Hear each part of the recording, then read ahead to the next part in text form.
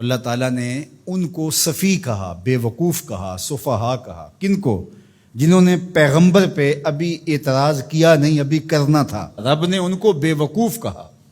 سَيَقُولُ السُّفَهَاءُ مِنَ النَّاسِ، یہ نہیں کہا سَيَقُولُ النَّاسُ مِنَ النَّاسِ، لوگوں میں سے کچھ لوگ کہیں گے. نہیں، لوگوں میں سے کچھ بے وقوف کہیں گے جو حضور پر اعتراض کی زبان کھولتے ہیں. اللہ ان لوگوں کو لوگ کہنا بھی گوارا نہیں کرتا، وہ اس قابل بھی نہیں ہے کہ ان کو لوگ کہا جائے. اس لیے کہا سَيَقُولُ السُّفَهَاءُ، جو رسول رحمت پہ اعتراض کی زبان کھولنے والے ہیں وہ عقل مند ہو کیسے سکتے ہیں؟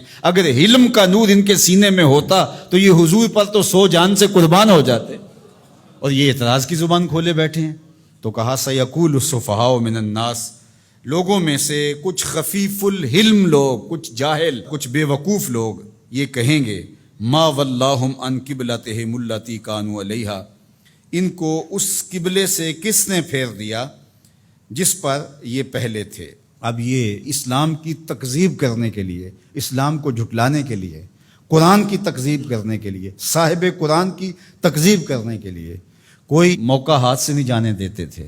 تو یہ موقع تھا نا، اس موقع سے فائدہ حاصل کرتے. قرآن نے کہا تھا بے وقوف یہ کہیں گے تو یہ نہ کہتے. قرآن نے کہا تھا کچھ بے وقوف یہ اعتراض کریں گے، یہ کہتے ہم نہیں کرتے. قرآن نے کہا ہے کہ اعتراض کریں گے، لاؤ کون ہیں جنہوں نے اعتراض کیا. لیکن وہ بے وقوف کاہے کا جو عقل کی بات کر جائے. تو اس لیے اللہ تعالیٰ نے کہا کہ لوگوں میں سے کچھ بے وقوف کہیں گے ما وَلَّاهُمْ عَنْ قِبْلَتِهِمُ الَّتِي كَانُوا عَلَيْهَا، ان کو اس قبلے سے کس نے پھیرا جس پر وہ تھے. ما وَلَّاهُ، وہ چیز کیا تھی؟ یہ ایک سطحی اعتراض ہے. قبلہ کیا ہے؟ قبلہ جائے توجہ کو کہتے ہیں، ایک جہت ہے جس کو متعین کر لیا جاتا ہے. سجدہ قبلے کو نہیں ہے، سجدہ کعبے کو یا بیت المقدس کو نہیں ہے، سجدہ تو رب کو ہے. تو لوگوں کو یکسو کرنے کے لیے ایک سمت مقرر کر لی جاتی ہے اور سب ادھر رخ کر کے بیٹھ کے یکسو ہو جاتے ہیں.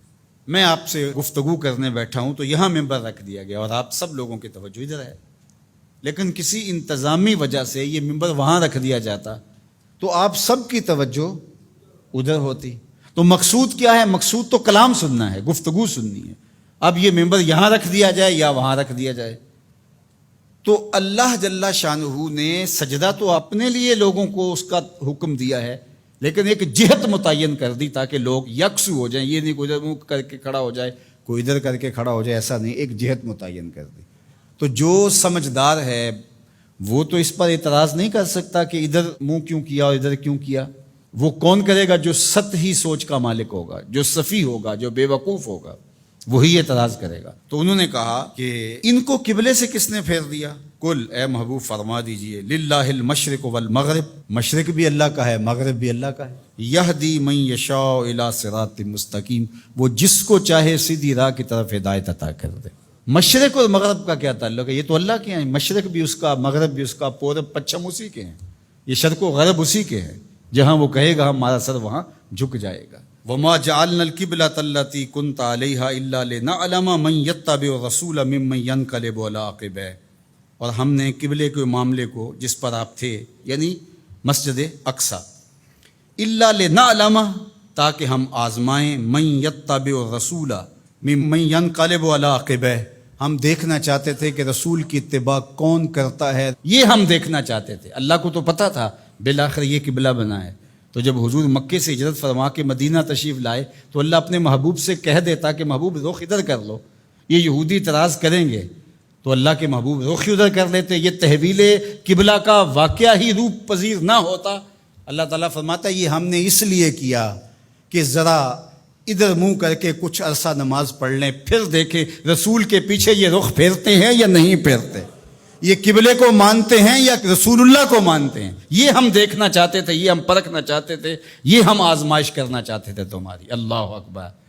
اب دیکھو دوہری آزمائش تھی صحابہ کی، بالخصوص جو مہاجرین تھے. وہاں سے ہجرت کر کے مدینہ المنورہ آئے تو وہاں کعبۃ اللہ سامنے ہوتا تھا نماز پڑھتے ہوئے.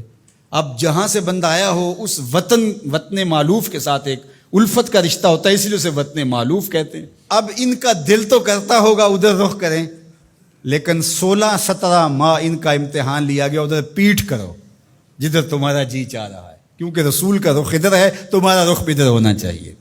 اللہ اکبر۔ اب جب ادھر دل جمنے لگا اور بندہ مانوس ہو گیا اس قبلے سے، تو اب حکم ہوا نہیں، اب ادھر سے ادھر رخ پھیرو۔ پہلے ادھر منہ کرنا امتحان تھا، اب ادھر منہ پھیر کے رخ کرنا جو تھا وہ امتحان تھا۔ تو اللہ کہتا ہے ہم اس لیے یہ قبلے کے معاملے کو اس طرح بنایا ہے تاکہ ہم دیکھیں کہ کون جو ہے وہ قبلے کی اتباع کرتا ہے اور کون قبلہ نما کی اتباع کرتا ہے۔ ہم یہی دیکھنا چاہتے ہیں۔ یہ بہت بھاری کام تھا، لیکن جن کو اللہ نے ہدایت دی ان کے لیے مشکل نہیں ہے۔ قبلے سے پھر جانا، قبلے سے رخ پھیر کے دوسری جانب کر لینا، یہ کوئی اتنا آسان کام ہے؟ اللہ کہتا ہے یہ بھاری کام تھا، وزنی کام تھا، لیکن جس کو اللہ ہدایت دے اس کے لیے مشکل نہیں ہے۔ اور آپ تاریخ پڑھیں، کسی ایک نے بھی یہ نہیں کہا کہ یہ کیا ہوا، حضور کے سارے غلاموں نے رخ پھیر لیا۔